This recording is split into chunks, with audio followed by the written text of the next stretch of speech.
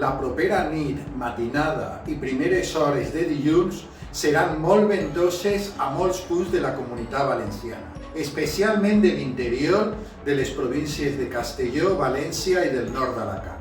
Al llarg del dia, este vent anirà aminorant. Tindrem pel matí el pas d'un front que deixarà més núvols i la possibilitat d'algunes precipitacions. És d'esperar que estos núvols vagin escampant al llarg del matí i quedarà un dia de sol i de cel pràcticament ras a partir, sobretot, de migdia.